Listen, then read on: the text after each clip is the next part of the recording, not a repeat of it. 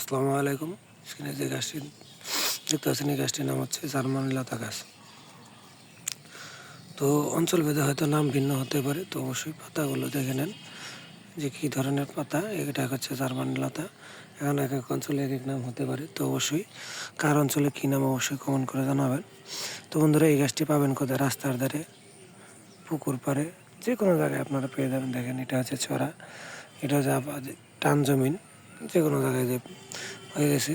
এই টিউবওয়েলটিও দেখা যাচ্ছে না, চতুর্ভাগে এড়িয়ে ধরেছে। তো এই গাছের গুণাগুণ সম্পর্কে আমি বলি, যাদের চর্মরোগ, অ্যালার্জি, বিকাউস, একজিমা রয়েছে তাদের জন্য এই গাছটি অনেক উপকারী। যারা অনেক ওষুধ খেয়েছেন, মলম দিয়েছেন, তো ভালো করতে পারছেন না, তারা এই গাছের ব্যবহারে ভালো করতে পারবেন। এই গাছের পাতা রস করে আপনারা নিয়মিত 7 দিন টানা 2 বেলা করে চুলকানি স্যারে মালিশ করেন, 7 দিনের মধ্যে ভালো হয়ে যাবে। তো ভিডিওটা যদি ভালো লাগে তো অবশ্যই লাইক, কমেন্ট, শেয়ার করে দেবেন। আসসালামু আলাইকুম।